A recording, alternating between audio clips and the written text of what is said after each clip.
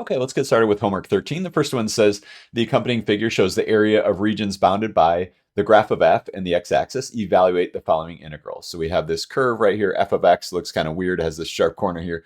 But notice we have these regions, okay, that have different areas. Okay, so the area of this region is 12, the area of this region is 6, the area of this region is 10. And the question is, what's the integral from 0 to a of this function f of x dx?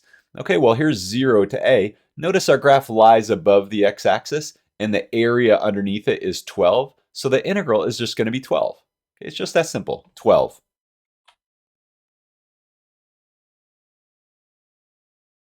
Okay, number 2, this time it says the integral from a to c. Okay, now not 0 to c, but a to c. So notice when we go from a to c, we have one region that's below the x-axis and one region that's above the x-axis. This area is going to count as a negative area, right? We're doing the integral from a to c. This area counts as negative because remember, the integral calculates what's called the net signed area, not the total area. Notice the total area would be 19, right? 8 plus 11 is 19. But actually, this 8 is going to count as a negative. So we have really negative 8 plus 11, and that's 3. So again here, what we did, we're calculating the integral from a to c of this function f of x, and that calculates the net signed area. So we take this area of the region that's above and subtract the area of the region that's below. So 11 minus 8 is 3.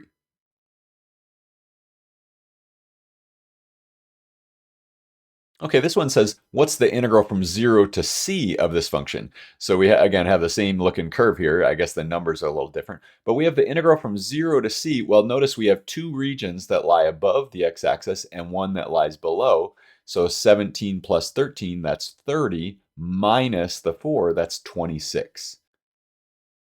So again, remember that the integral calculates the net signed area. So not the total area. The total area of these three regions is 34. But this region down here is below the x-axis, so it counts as the negative. So we really have 30 minus 4, which is 26. Okay, now this one says use geometric formulas to find the unsigned area between the graph of this function y equals f of x and the x-axis over the indicated interval. And so we're given this function x plus 4, okay, it's a linear function, and we're given this interval from minus 1 to 5. Okay, so here's the graph of y equals x plus 4 in Desmos. And what we're asked to do is to find the area between this graph and this interval from minus 1 to 5. So basically the area of this blue region. Now, you can find the area using the fundamental theorem of calculus. So basically computing this integral here from minus 1 to 5 of x plus 4 dx by doing an antiderivative. So the integral of 1, x to the 1 would be x squared over 2. The integral of 4 would be 4x. And then you plug in 5, plug in minus 1, and subtract. So you could do it using the fundamental theorem of calculus, but it asked us to find the area just using formulas from geometry. Well, notice from geometry, what we really have here, we could think of this region here as kind of a rectangle, right? This rectangular region down here and a triangular region up here. In fact, I've kind of redrawn it here. And notice we could kind of think of our region as being two separate regions, right? We have a rectangular region there and a triangular region up there. And so what is the area of this rectangle? Well, this rectangle is 6 by 3.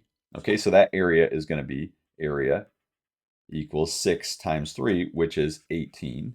Okay, 18 square units. What's the area of this? Well, the area is going to be 1/2 the base times the height. So what is the base? Well, the base is 6, and then the height is also going to be 6. So it's going to be 1/2 of 6 times 6, so 1/2 of 36. That's also 18. And so notice this area is 18. This area also ends up being 18. So the total area is 36. And again, you could have done this doing an integral, okay, using the fundamental theorem of calculus, but you'll see that your answer ends up being 36.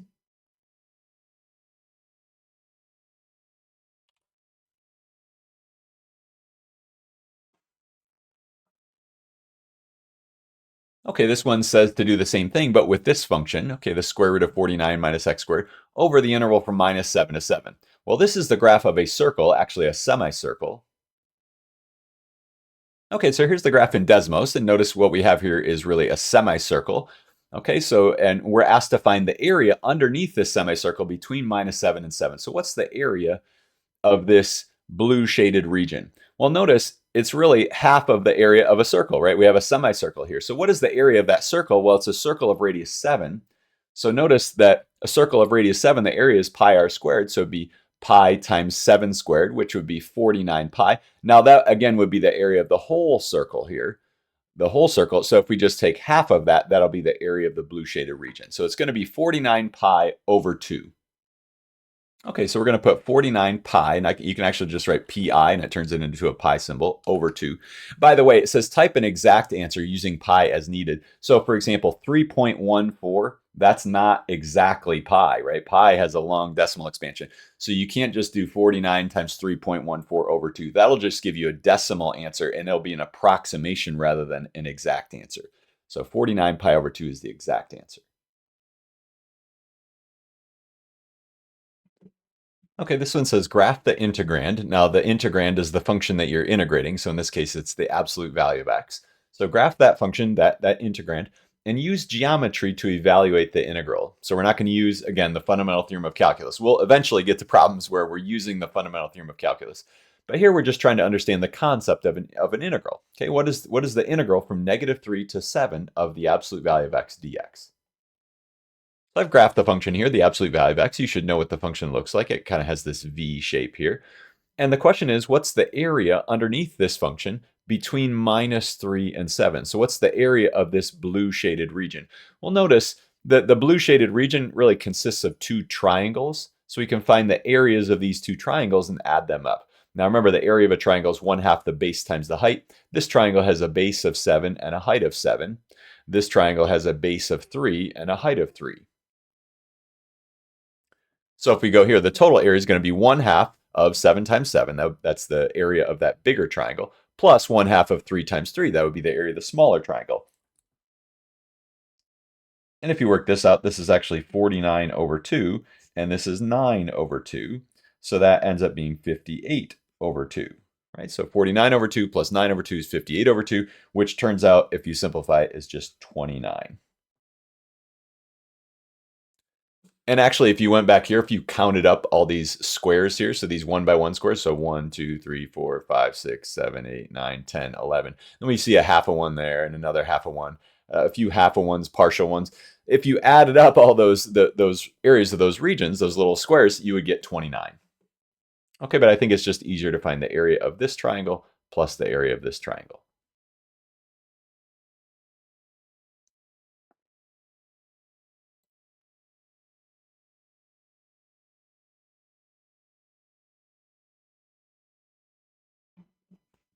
Okay, now this one is similar, only we have the integral from -5 to 5, and we have not just the absolute value of x, but the absolute value of x plus 10. So notice the absolute value of x plus 10 is the same thing as just the absolute value of x, only shifted up 10, right? So instead of the v having its vertex at 0, the vertex has been shifted up here to 10. And so the question is, what's the integral from -5 to 5 of this function? Well, again, it's a positive function, so we're just talking about the area underneath the curve. What is the area of this region? Well, you could add up, for example, the area of this bottom square right here. It's a rectangle, actually it's a square, so I think that's 10 by 10, so that's 100. And then find the areas of these triangles, so I think that's a 5 by 5, and this is also a 5 by 5. So I think the area down here ends up being a total of 100. The area of each of these, I believe, is like 12.5. And so when you add them up, I think you get like 125, but you might want to check that work. Okay, but you're just using geometry here. Okay, so I think it's 125, but let's move on. What about this one? It says evaluate the integral from -6 to 10 of just the function 3. Okay, y equals 3. Now, here's really what the graph of y equals 3 looks like. Notice it's just this horizontal line here at a height of 3. And the question is, what's the area underneath this curve between 6 and 10, right? So what's the area of this region? Well, you can see this is a rectangle that's a 4 by 3. So the answer is going to be 12. Okay, you could see that using geometry, but you could also use the fundamental theorem of calculus. What is the integral from 6 to 10 of 3? Well, the fundamental theorem of calculus says that one way that you can calculate this integral, this area, is to do an antiderivative of 3, so which would be 3x, and then evaluate this from 6 to 10. And so what that means is to plug in 10 for x, and then subtract what you get when you plug in 6. So notice we get 3 times 10 minus 3 times 6. So that ends up being 30 minus 18, which again is 12. And notice that's exactly what we expected the area to be, right? It's 4 by 3. So that's the fundamental theorem of calculus. It says the way that you can calculate this area, this net signed area, is by doing an antiderivative. So the antiderivative of 3 is 3x. And we don't need to put the plus c, just put 3x.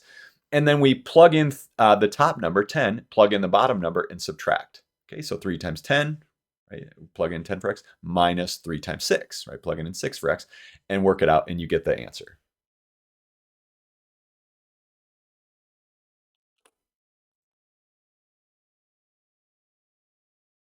Okay, what about this one? This one is the integral from 1 to 3 of x dx. So our function here is just x, right? Y equals x. What is this integral? Well, here, notice I've graphed y equals x, right? It's just a straight line here. It goes through the origin, and it has a slope of 1. And the question is, what is the area between 1 and 3 that's underneath this function? Again, notice this is a positive function on this interval 1 to 3. It's positive, so we're just looking at the area. We don't have to worry about net signed area. So how can we do this? Well, you could use geometry. We could kind of break this region up into a rectangular shaped region down here and a triangle shaped region up here and add up the areas of those two regions. But let's use the fundamental theorem of calculus. So the fundamental theorem of calculus says that we can find this area by doing an antiderivative. Now, what's the integral of x, or x to the 1? Isn't it x squared over 2? And again, we don't need to put the plus c here. You could put a plus c if you wanted to, but you don't need to. Okay, and we're going to evaluate it from 1 to 3. Okay, and so we're going to plug in 3 for x. So notice we're going to get 3 squared over 2, and then subtract what we get when we plug in the bottom number, 1 squared over 2. Okay, and you work this out, you're going to get 9 halves minus 1 half, and that's going to be 8 halves, which is 4. Okay, the area of this region is 4 square units. You could have also figured this out by dividing it up into 2 regions. So I think you have a region that's like has an area of 2 down there. I think this region would also have an area of 2 up there, that triangular shaped region. So you can check another way that the area is going to be 4, but that's the answer. Okay, so again, what we did there was the fundamental theorem of calculus.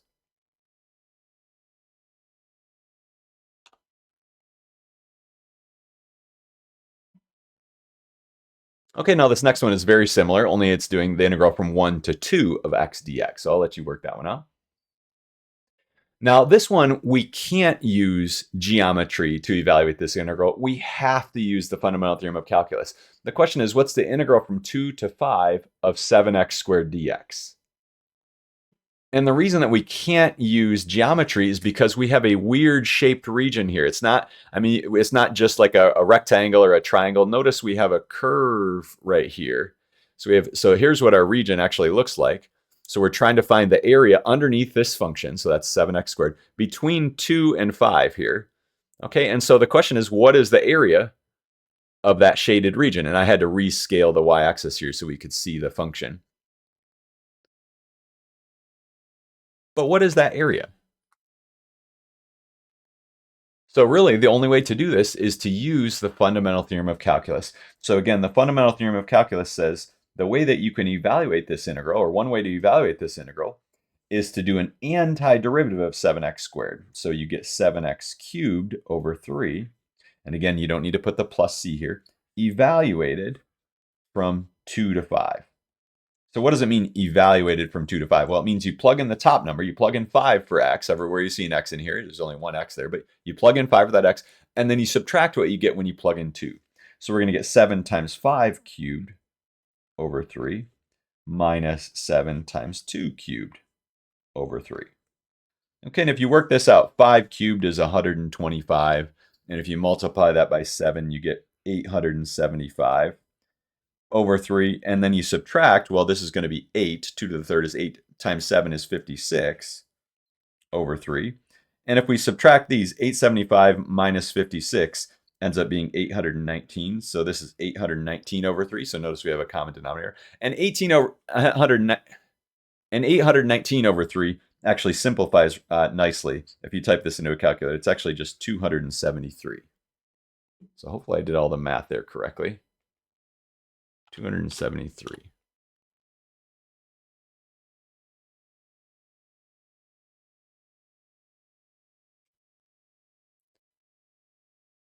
All right, what about this one? This is the integral from -1 to 1 of 3x squared minus 8x dx. And this problem is going to be a little bit different than some of the previous problems.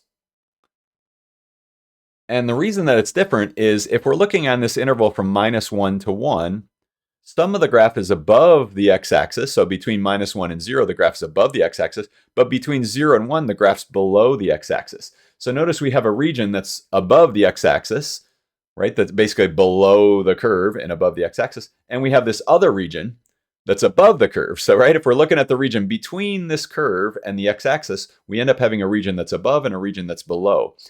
And the integral from -1 to 1 is going to end up being the area of this region minus the area of this region. And it looks like we're still going to get a positive answer because it looks like the blue region is bigger than the red region.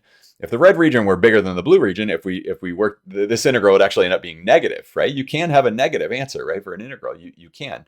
But in this case, we don't because it looks like the blue region is going to be bigger than the red one. So how do you actually evaluate this integral? Well, even though the interpretation of the integral is a little bit different, right? Is this area minus this area? The way that you evaluate it is exactly the same.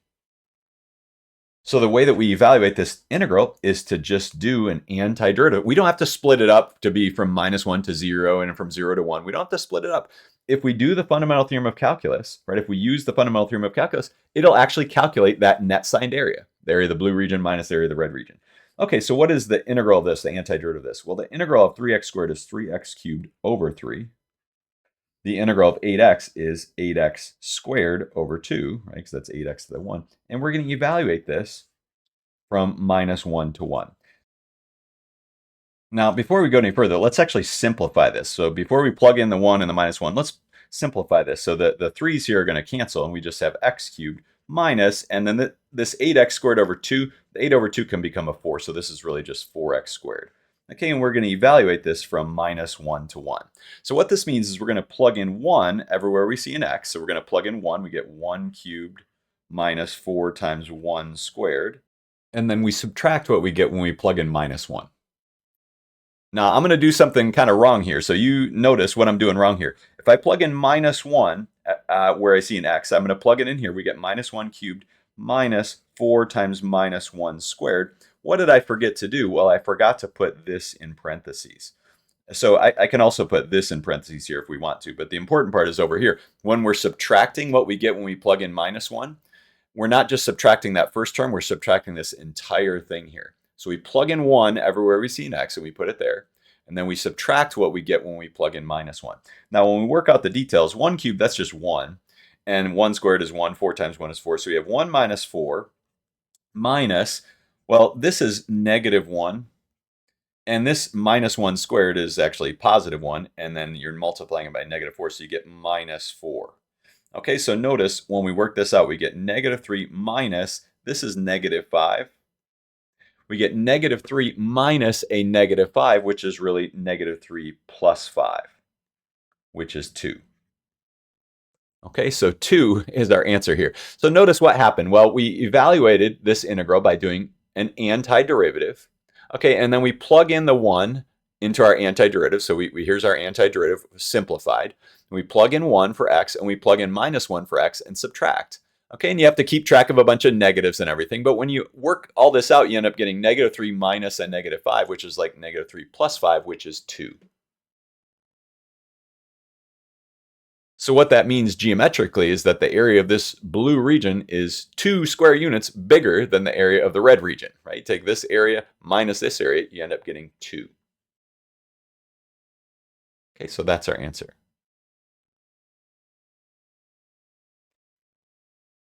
Okay, this one says the integral from 0 to 16 of 3 times the square root of x dx. So how do we do this? Well, here's the graph of, notice the square root of x looks like this, and 3 times the square root of x is going to look similar. Right? It's just stretched a little bit. So the question is, what's the area underneath the curve here? Okay, what is the area underneath this function y equals 3 times the square root of x between 0 and 16? Okay, how do we do this? Well, we're going to rewrite this as x to the 1/2 power. Oh, and by the way, this 3 can come out front if you want it. This is really 3 times everything else in here. So you can bring the 3 out front and write this as 3 times the integral from 0 to 16 of the square root of x, or x to the 1/2 power. Okay, so you could leave the 3 inside. That's totally fine, but let's move it out there. Now, what's the integral from 0 to 16 of x to the 1/2 power dx? Well, the integral of x to the 1/2 is going to be x to the 3/2 over 3/2, which is like times 2/3 out front, and then evaluated from 0 to 16. By the way, this constant can also come out front, or you could bring the 3 back in. In fact, the 3 times the 2/3 is just going to become a 2. So in fact, we could rewrite this as just 2 times x to the 3/2 evaluated from 0 to 16. So it's kind of like these 3's canceled. So again, either this 3 can come back inside or the 2/3 can come out front. One way or another, we're going to have a 2 here. But now we have to evaluate it. So what is 16 to the 3/2 minus 0 to the 3/2? Okay, and then we have to multiply the whole thing by 2. Okay, well, 16 to the 3/2, the way you do 16 to the 3/2 is you do the square root of 16 because of that 2 there, which would be 4, and then you cube it. Okay, so the square root of 16 is 4. 4 cubed is 64. So we have 2 times 64, which is 128. Okay, so the area of that region is actually 128 square units.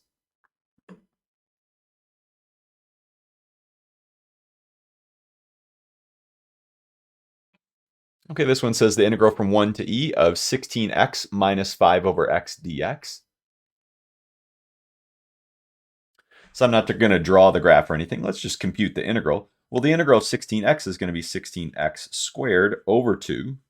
Okay, this is like 16x to the 1, so the integral of 16x squared over 2 minus, well, what's the integral of 5 over x? Well, it's 5 times natural log of x. You could put natural log of the absolute value of x, but actually the things that we're plugging in are going to be positive, so we don't technically need the absolute value. I'm going to put it anyway, though.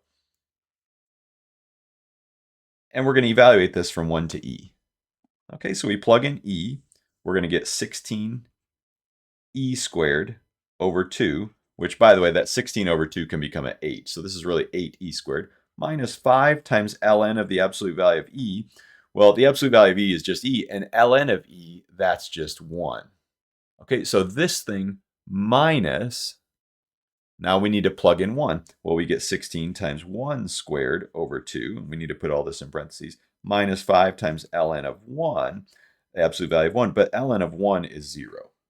Okay, so what we end up getting is really this 8e squared. Okay, so that's 8e squared. 16 over 2 is 8e squared. And then this is 5 times 1. Natural log of e is 1, so this would be minus 5.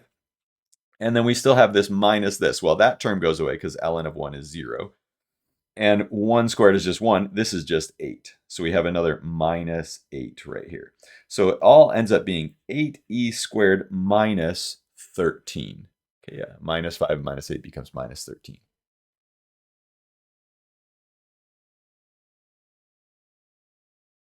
Okay, so that's that first one.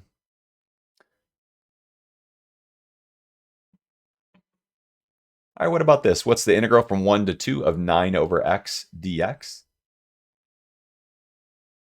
Now, again, we have another situation where we could pull the 9 out front. So in other words, I could rewrite this as 9 times the integral of 1 over x evaluated from 1 to 2 dx. Okay, you don't have to do that, but you can bring the 9 out front because 9 over x is the same thing as 9 times 1 over x, and that 9 is being multiplied by what's left inside here, the 1 over x, so you can bring it out front.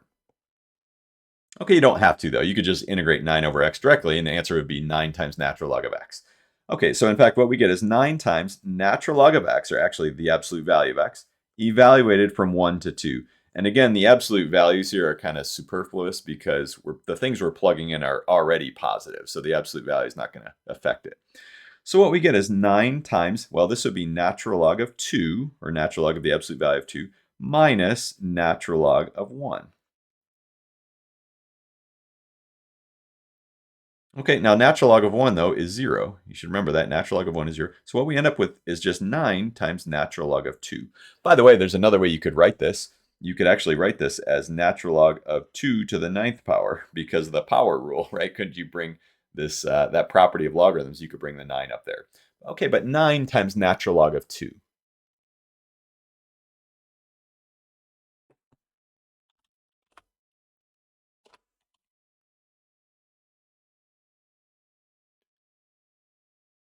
And again, we did not need to use the absolute value there because absolute value of 2 is just 2.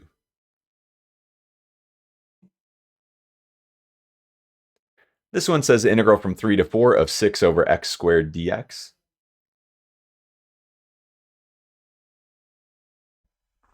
So how do we do this? Well, we rewrite it. So by the way, first of all, you can bring the 6 out front if you want to. Okay, so let's go ahead and do that. Bring the 6 out front.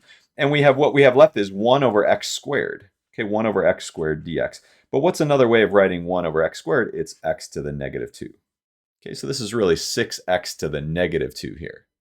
Okay, 6 over x squared. Okay, so what we get is 6 times, now the integral of x to the negative 2 is x to the negative 1 over negative 1. Okay, evaluated from 3 to 4. And we multiply the whole thing by 6. Now, what is this here? Well, the negative can kind of come out front. X to the negative 1 is like 1 over x. So this whole thing here, x to the negative 1 over negative 1, is really just negative 1 over x. Remember, x to the negative 1 in the numerator becomes x to the positive 1 in the denominator, or in other words, just an x. And this negative can come out front. Okay, and we're evaluating from 3 to 4. So notice what we get is 6 times, well, this would be negative 1/4 minus a negative 1/3. And make sure you do those negatives properly here. Okay, it's negative 1/4 minus a negative 1/3. It'd be easy to only have one negative there and make that mistake, but it's minus, and then when you plug in the 3, we get negative 1/3. So it's really 6 times negative 1/4 plus 1/3. And if we get a common denominator, the denominator would be 12. So this would be negative 3/12 plus 4/12. Okay, so what is that? Well, this is 6 times, well, negative 3/12 plus 4/12 is just 1/12. And 6 times 1/12 is 6/12, which is 1/2. Okay, so when we all simplify it all down, it becomes 1/2. It says type an integer or a simplified fraction. Now, I would not want to type 0.5 because 0.5 is not an integer, right? An integer is a whole number. It's also not a simplified fraction, right? So it's not an integer or a simplified fraction. So we shouldn't type 0.5, even though it's technically the correct answer. We're going to put 1/2 because even though 1/2 is not an integer, it is a simplified fraction.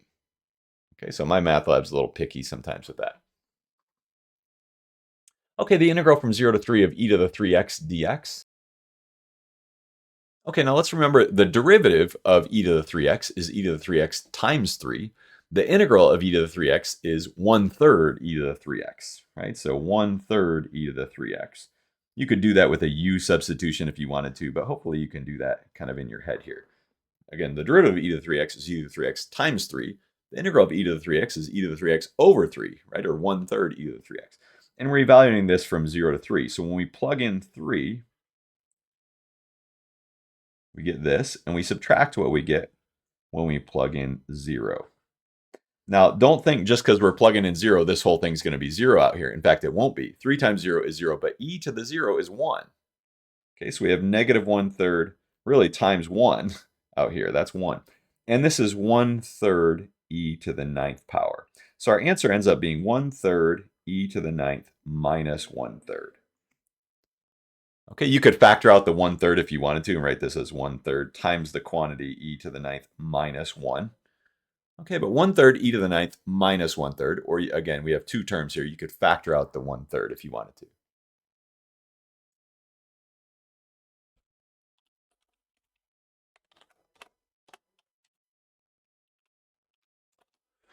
In fact, it says type an integer.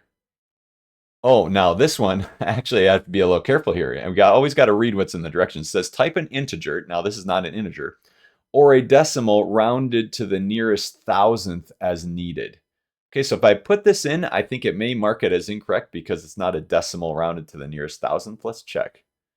Yeah, it gave it as incorrect. So that would be annoying if you put this in, got all this work done, and it marked it as incorrect. But we need to actually write this as a decimal.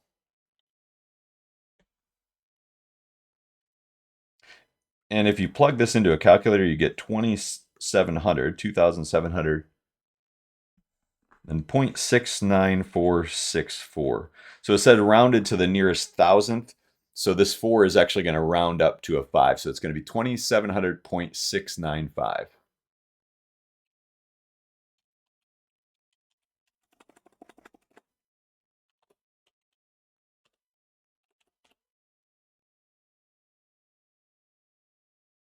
Okay, so that was a little annoying on that one. It was hard enough as it is to do the integral, but then you really have to read what's in the blue. So it says type an integer or a decimal. So we gave the exact answer, and it just wanted a decimal approximation rounded to the nearest thousandth.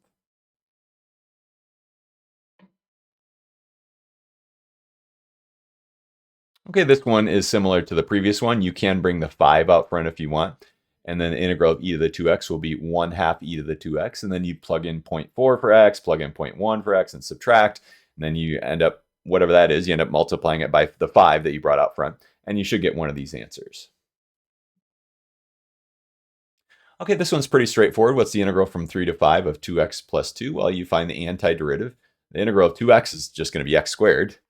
I mean, you could really write it as 2x to the 2 over 2, but the 2's cancel. You just get x squared. And the integral of 2 will be 2x. Okay, so the integral of this is really x squared plus 2x. So you plug 5 into that, and then plug 3 into that, and subtract your answers, and that's what this will be. Okay, I'll do this one. Integral from 1 to 5 of 2x squared plus 6. Okay, so if we do the integral, by the way, you're not allowed to bring this 2 out front or this 6 out front because it's not 2 times everything else. If it were 2 times the quantity x squared plus 6, then you could bring the 2 out front. But this 2 has to stay inside here with this for now anyway. Okay, the integral of 2x squared will be 2x cubed over 3. The integral of 6 will be 6x. And then we're going to evaluate this from 1 to 5. Okay, so we plug in 5. We get 2 times 5 cubed over 3. Plus 6 times 5. And we subtract what we get when we plug in 1. Okay, we get 2 times 1 cubed over 3 plus 6 times 1. And again, make sure that this part over here is in parentheses. That's a very common mistake, is that people forget parentheses and end up just subtracting this, but then they add this. But really, you're subtracting the whole thing here. Now, 5 cubed is 125, and then times 2 is 250. So you get 250 over 3 plus 30 minus, well, 1 cubed is just 1. This is really 2/3. And then we're going to get a minus 6. And again, it's minus 6, not plus 6, right? Because this minus applies. Now, the 30 and the minus 6, that can combine to become 24. And the 250 over 3 minus 2 over 3, that's 248 over 3.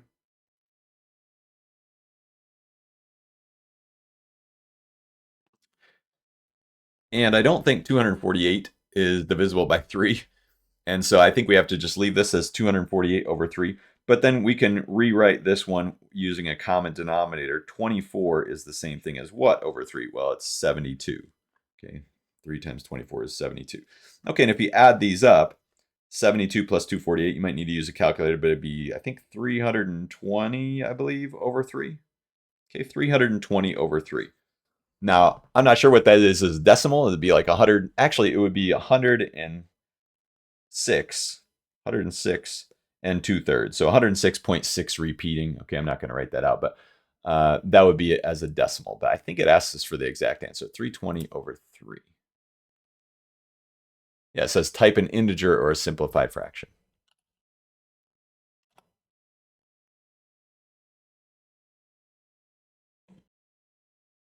Okay, this one says the integral from 2 to 4 of 6x to the negative 2 minus 7 dx. And I'll at least get this one started for you. So here's the integral. And again, we can't pull the 6 out front or the 7 out front because it's not like it's 6 times everything else inside here, right? So you can't bring the 6 out front. If the minus 7 weren't here and we just had 6x to the negative 2, then the 6 could come out in front of the integral and multiply it by it. Okay, but what we get is this integral is going to be 6x to the negative 1 over negative 1 minus 7x. Okay, evaluated from 2 to 4. Okay, integral of 6x to the negative 2, 6x to the negative 1 over negative 1. Integral of 7 is 7x. And before we plug it in, because it's kind of weird to plug it in when you have a negative exponent, let's rewrite this. This ends up just being negative 6 over x. Okay, hopefully you can do the rules of exponents to see that this is the same thing as this right here. Okay, these two things are the same. Okay, now if we plug things in, we're going from 2 to 4, so we plug in 4, we get minus 6 over 4 minus 7 times 4. And we subtract what we get when we plug in 2, so we get minus 6 over 2 minus 7 times 2. Okay, so be very careful with all these minuses here. So we get minus 6/4. So it's really minus 3/2 we can write it as. And then that's minus 28. This minus minus can become a plus, and that's really 3. Okay, 6/2 is 3. So minus minus is plus. And then minus minus here is going to be plus, so it's plus 14. So our constants here, our whole numbers, whoops, can't see that very well. Our whole numbers, minus 28 and 14, that becomes minus 14 plus 3, that'd be minus 11. So we have minus 3/2 and minus 11, which is minus 3/2 minus 22/2, right, to get a common denominator. So that would be minus 25/2. Okay, so I guess we did that one all the way out.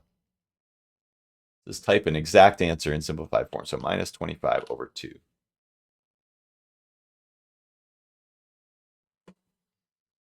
Okay, this one is similar to those. So you just do the integral here. Integral of 2x cubed is 2x to the 4th over 4.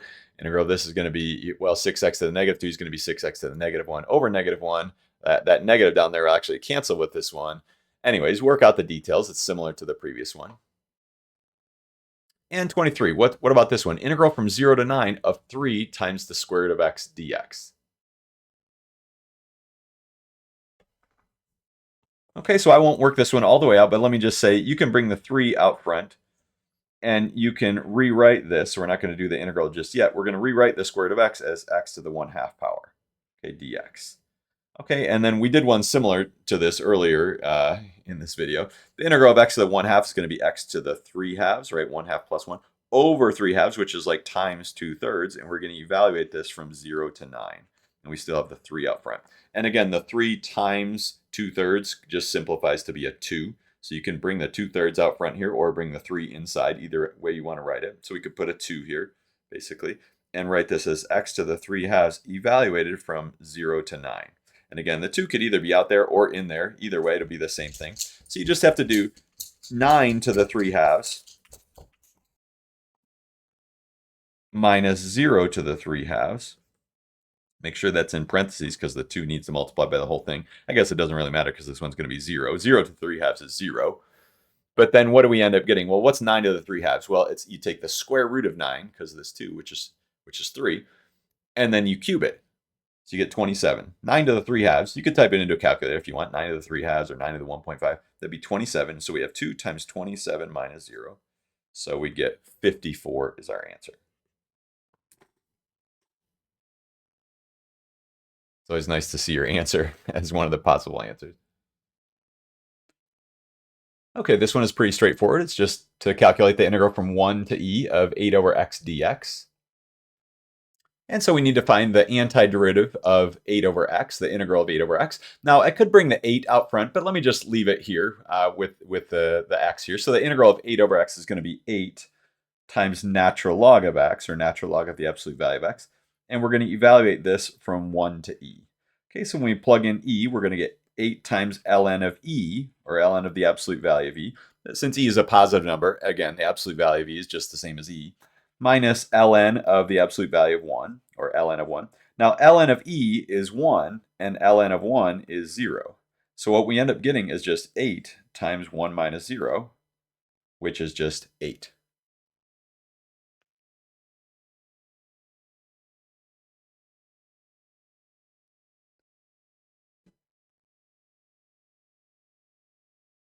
Now this one says find the area under the given curve over the indicated interval. So we have the function just y equals 5, or f of x equals 5, and we're looking at the interval minus 2 to 1.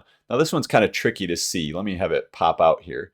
So notice we have just the constant function 5, and we're trying to find the area underneath this function 5 between minus 2 and 1. Now we could do this as an integral, so basically do the integral of 5. So the integral from negative 2 to 1 of the function 5 dx, and work it out that way. So the integral of 5 would be 5x, and then you plug in 1, plug in minus 2, subtract.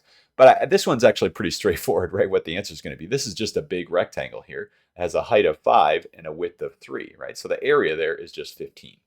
So you could do this with an integral, but I think it's easier to just recognize it's a rectangle. It's a 3 by 5 rectangle, so the area is 15. Okay, now this one is similar. It says find the area under the given curve over the indicated interval. So we have the function y equals 2x, and we're looking at the interval from 3 to 5. So again, here's the function if we pop it out here. So the function 2x, remember, would go through the origin. It would have a slope of 2, so it would look like this. Here's the function 2x, like that. The question is, though, between 3 and 5, what's the area under the curve? Now, you could actually just count these little boxes here. So we have 1, 2, 3, 4, 5, 6, 7, 8, 9, 10, 11, 12, 13, 14. These two together make a full box of 15, and these two together make a full box, so that'd be 16. So it looks like it's going to be 16 square units. But let's actually do this using the fundamental theorem of calculus. So here we would just do the integral of that function 2x between 3 and 5. Now what is the integral of 2x? Well, it's just x squared, right? It'd really be 2x to the 2 over 2, and those 2's would cancel. So we just get x squared evaluated from 3 to 5. So that just means we plug in 5 for x and subtract what we get when we plug in 3 for x. So it's 25 minus 9, which is exactly what we thought it was going to be. It was 16, right? 16 square units. So notice we found the area there two different ways. So one, using the fundamental theorem of calculus here, we found the area under 2x between 3 and 5. The other way we found just by kind of using geometry and looking at the rectangles here. So again, you could also think about it as a triangle up here, find the area of this big triangle, and then find the area of this rectangle and add those up. Okay, so there's a few different ways to do this one. Okay, but the answer is 16. Okay, the next one, though, you kind of have to use the fundamental theorem of calculus. We're looking at the area underneath the curve x squared between 0 and 3. So notice there's no nice way to find this area using just geometry. Right, so we're going from 0 to 3 because we have a curve-shaped region, right? Our region is kind of triangular shaped, but it's not exactly a triangle. In fact, you might be able to get an approximation by finding an area of a certain triangle, but that wouldn't give you the exact answer. To find the exact answer, we just need to use the fundamental theorem of calculus. We just need to do the integral of this function x squared between 0 and 3. Now, the integral of x squared is x cubed over 3. And we're going to evaluate from 0 to 3. Now, when we plug in 3, I'll just do this kind of in our head. 3 cubed is 27, and over 3, that would be 9. 0 cubed, though, is just 0. And 0 over 3 is 0. So when you plug these in, you end up getting 9 minus 0, which is 9. So that area was actually 9 square units.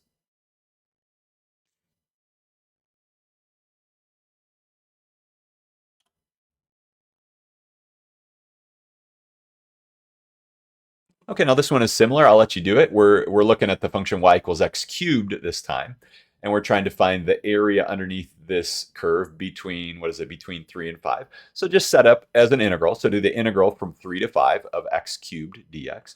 And the integral of x cubed is going to be x to the 4th over 4, and then you just plug in 5, plug in 3, and subtract, and that'll give you the answer. So I'll let you do that one. This one is also pretty straightforward. What's just the integral from 3 to 5 of 2x squared plus 2? Well, the integral of 2x squared is going to be 2x cubed over 3, right? 2x to the 3rd over 3. And then the integral of 2 will be 2x. And again, plug in 5 and plug in 3 and subtract. And you'll get an answer. It says type an integer or a simplified fraction. See, if the answer ends up being 3/4, you'll want to put in 3/4, right? A simplified fraction. You don't want to put in 0.75. Or you wouldn't want to put in like 6/8, right? If that's what the answer was, right? It's got to be a simplified fraction or a whole number, right? So not a decimal or an unsimplified fraction. Okay, this one says find the area under the given curve over the indicated interval, and we have this function 2x plus 1. So notice it's a linear function with a y-intercept of 1 there. It has a slope of 2. And it didn't actually shade in the region this time, but between 1 and 3 here, 1 and 3, what's the area underneath that curve? So again, you could do this maybe using geometry, but I think maybe an easier way even would be to use the fundamental theorem of calculus. Just do the integral from 1 to 3 of the function 2x plus 1 dx. Okay, and find the antiderivative of 2x plus 1. I believe it's going to be x squared plus x. Okay, and then you plug in 3. Subtract what you get when you plug in 1, and it should be one of these answers over here. Okay, same thing here. Find the area under the given curve over the indicated interval. So we're going from 0 to 2 here. Okay, and we're looking at this function x squared plus 3. So just do the integral from 0 to 2 of x squared plus 3 dx and work out that integral. Okay, now I'll actually do this one here. Find the area underneath the given curve or over the indicated interval. And we have the function just e to the x. So e to the x, we know what the graph of e to the x looks like. Okay, looks like it has this basic shape, but we're between 1 and 2. Okay, so what's the area of this region under the curve that's between 1 and 2? Okay, so this one's actually not hard at all to do because what's the integral of e to the x? Well, the integral of e to the x is e to the x. Remember, it's a function that is its own derivative, right? The fact that the derivative of e to the x is e to the x means that the integral of e to the x is also going to be e to the x. Okay, it's a function that can say I'm my own derivative, but also I'm my own integral. Okay, and then you evaluate this. So we did the integral here. We're going to evaluate it from 1 to 2. So again, always plug in the top number first. So we get e squared minus e to the 1. Okay, so really e squared minus e, okay, is the answer. Okay, and that's this one right here. Okay, now this one says evaluate the definite integral and interpret the result. So the question is, what's the integral from minus 1 to 1 of this function x squared minus x to the fourth? So notice here's our function x squared minus x to the fourth. Okay, and we're going from minus 1 to 1. And notice our curve is above the x-axis, right, on that whole interval minus 1 to 1. Now, to the right of 1, it's negative. It's down here. To the left of negative 1, it's negative. But between minus 1 and 1, it's positive. So we expect to get a positive answer, right, for our integral, because the integral is just going to be the area underneath the curve. And we don't have to worry about getting negative areas or net signed area because we have no regions that are like below the x-axis here. So actually, we can already rule out answers A and B, because they have negative numbers as the answers here. Okay, all of them, the wording is the same. Area bounded by the x-axis in the graph of this function is, well, it can't be A or B, so figure this out. So do the integral of this.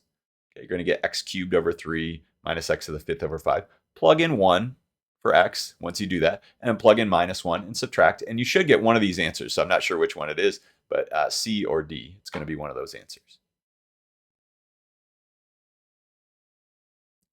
Okay, now this one's a bit different here because we have a region that's below the curve here. So it says evaluate the definite integral and interpret the result.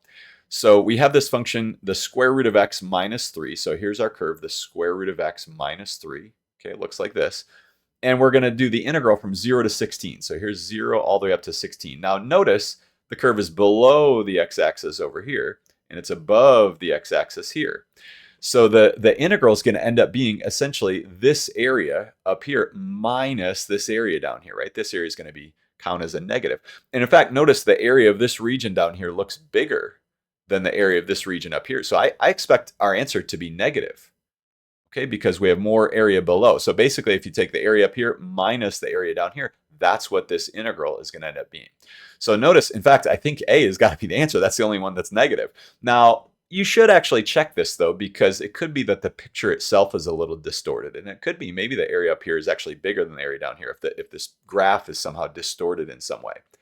But I think A is going to be answer. But and notice negative 16 thirds. So actually do the integral. So write this as x to the 1/2 power, okay, minus 3. And then do the integral. So x to the 3/2 over 3/2, or 2/3 x to the 3/2 minus 3x, right, will be that antiderivative. Plug in 16, plug in 0, subtract. You should get this, and it says the shaded area above the x-axis minus the shaded area below the x-axis is equal to negative 16 thirds. Okay, so I think that's what the answer is. Let me check. Yeah, so the graph actually wasn't distorted. Now, this one here, evaluate the definite integral and interpret the result. Notice we have this function x cubed minus 4x. It looks like this, and we're going from minus 2 to 2. And as long as they're not really deceiving us about what the picture looks like, it looks like this curve is kind of symmetric around the origin. In fact, it is. This is what's called an odd function. And so I think this region is going to have the same area as this region. So it basically, this area down here is going to count as negative. This area counts as positive, but they're going to kind of cancel each other out. So I think the integral is going to be 0. Now, you should maybe try this. So do the actual integral here. So write this equals, and then put x to the 4th over 4 minus 4x squared over 2, and then plug into that and plug in minus 2 and subtract. I think you'll end up getting 0 here.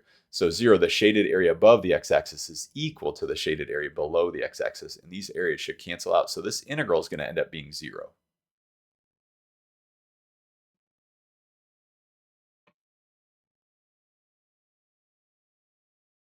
Okay, this one's also actually pretty straightforward because the integral of 6x to the 5th, I believe, is just going to be x to the 6th power, right? Isn't the derivative of x to the 6th, isn't that 6x to the 5th? Right, and that's what we're doing, right? An antiderivative.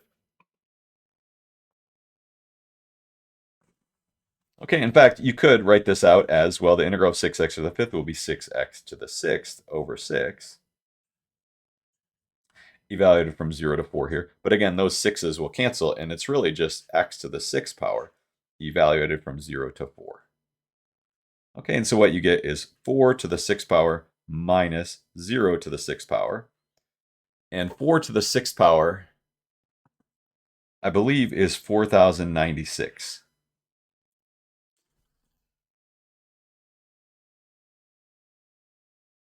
Okay, so let's plug this in, 4096.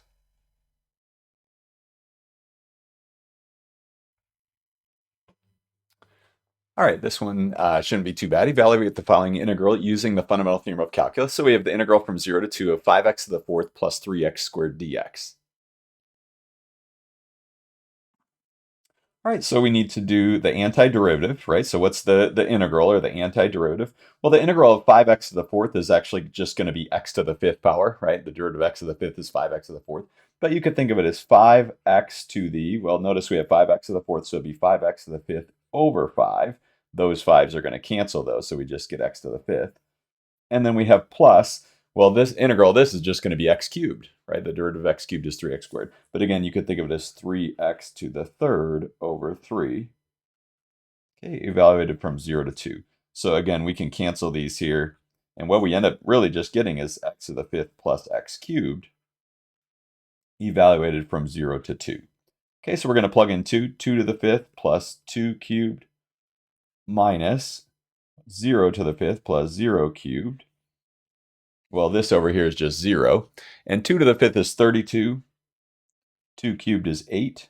So 2 to the fifth, 2 times 2 times 2 times, it's going to end up being 32. And so this ends up being 40.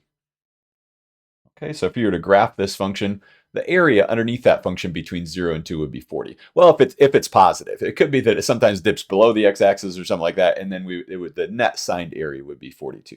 It actually is a positive function, though, so the area under the curve is 40.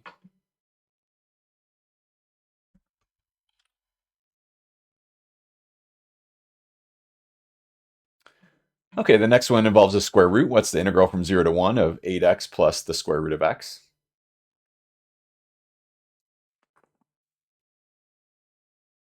All right, so before we do this, let's rewrite the square root of x as x to the 1/2 power. So I'm going to rewrite the integral here as the integral from 0 to 1 of 8x plus x to the 1/2 power dx. Okay, and now the integral of 8x, or 8x to the 1, will be 8x squared over 2, which is going to simplify to be 4x squared. And then this is going to be x to the 3/2, right? 1/2 plus 1 is 3/2 over 3/2, but that is the same thing as times 2/3. Okay, and then this evaluated from 0 to 1. So what we really have is 4x squared plus 2/3 x to the 3/2 evaluated from 0 to 1. So when we plug in 1 here, when I plug in 1 there, that's just going to be 4.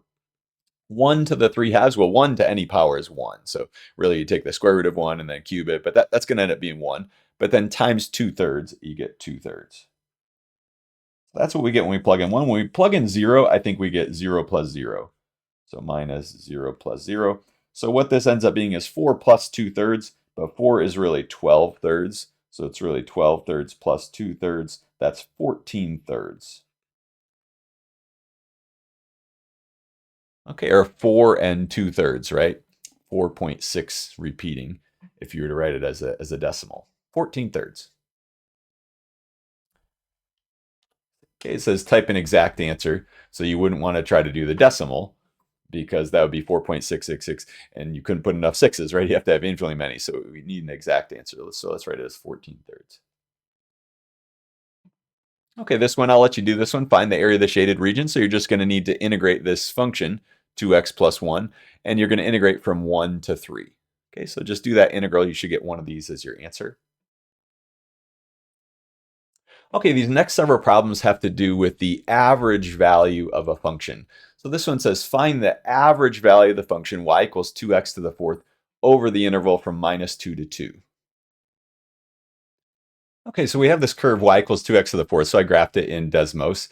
And we're just interested in this interval -2 to 2. Now I had to change the scale on the y-axis to really be able to see this pretty clearly. But really what we're asking for here is the average value of the function on the interval minus 2 to 2. Now, let me shade the region here underneath the curve that's above this interval minus 2 to 2. Now, we're not trying to find the area of this region. What we're trying to find is what is the average value of the function, right? So notice the y coordinates of these points here. When we take inputs that are between minus 2 and 2, we have a whole bunch of different outputs. So for example, if I plug in 1.898, my output is 25.95. Or if I plug in 1.29, my output is 5.53846. So notice all those outputs. What's the average of all of those outputs? I mean, there's infinitely many outputs, but how can we think about the average output? Well, what we're going to do is take the area underneath the curve and divide it by the length of this interval. Now, the length of that interval is actually 4. And if you take this area divided by that length, that's going to give you the average value of the function.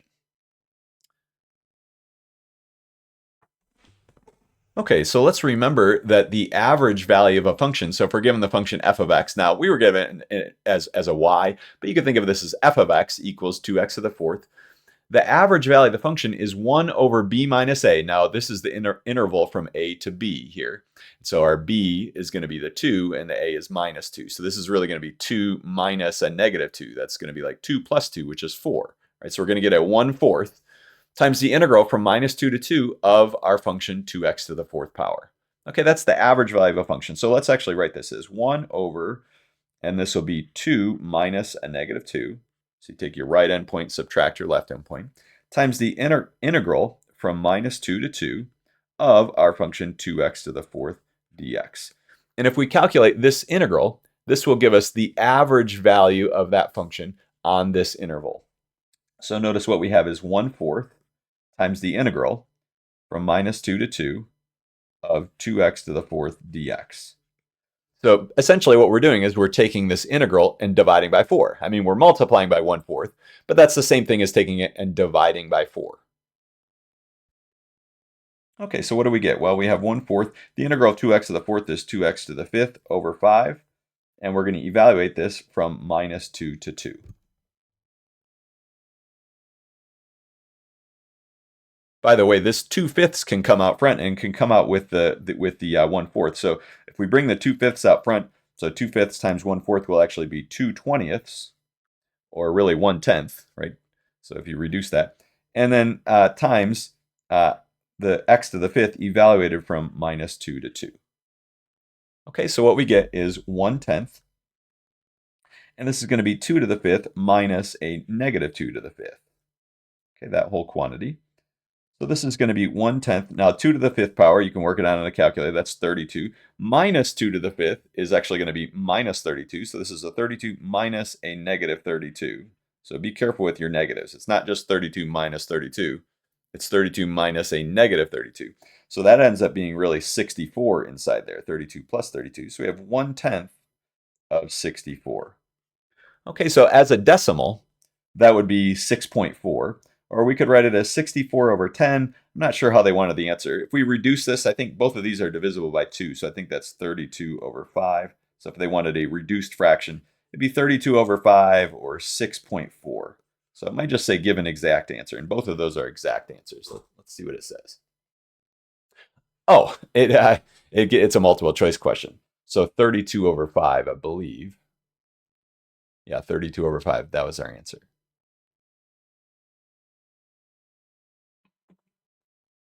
Okay, this one is the same thing. So to find the average value of this, we're just going to do the integral from minus 3 to 2 of this function. And that will give us the area underneath the curve, but then we're going to divide it by 5, right? Why 5? Well, that's the length of this interval. Okay, when I say divide by 5, you could also think of it as multiply by 1/5, right? So that coefficient out front, that 1 over b minus a, is going to be 1 over 2 minus a negative 3, right? So it's really 2 plus 3, which is 5. So it's 1/5 times the integral of this, the integral from minus 3 to 2 of this. Okay, and so one of those answers will be the correct one. And same thing here, find the average value of e to the negative x over the interval 0 to 3. Express the answer in terms of e.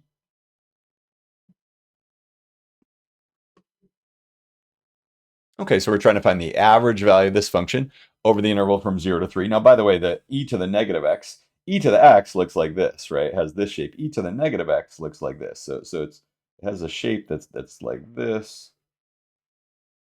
And we're saying between 0 and 3. Okay, what is the average value of this function? So it's actually should be pretty small because this height there is 1. The average value is going to be kind of small here. It's going to be some decimal. But how do we find the average value? What we need to do is do the integral from 0 to 3. Oh, and by the way, we need to put a 1/3 out front, right? The average value is going to be 1/3, right? Because we have to put the length of this interval, which is 3 here. So we put a 1/3 times the integral of e to the negative x dx. Now the integral of e to the negative x is actually negative e to the negative x. That's also the derivative. So the derivative of e to the negative x is e to the negative x times -1. The integral of e to the negative x is e to the negative x divided by -1. Well, but multiplying by -1 is really the same thing as dividing by -1. It just means you have a negative out front. Okay, so this thing evaluated from 0 to 3. So it's a times here. Okay, so what we get is 1/3 times. Now, we could write this as e to the negative x is the same thing as 1 over e to the x. Let me check the answers here, though, to see. Yeah, it looks like they have our answers in terms of negative exponents here. So instead of rewriting this as like -1 over e to the x, let's just leave it the way it is. So we have negative e to the negative 3 minus a negative e to the negative 0. Okay, let's write it like this. Okay, now e to the negative 0 is just 0, and e to the 0 is 1. So we have a minus a negative 1. So that's really like plus 1 here. And we have negative e to the negative 3. We could distribute the 1/3 as well. In fact, let me see if the answers have a distributed 1/3. Yeah, they have over 3 here. So let me rewrite this as this thing over 3. Oops. I don't know if you could see that very well. Negative e to the negative 3 plus 1 times 1/3, but that's the same thing as over 3.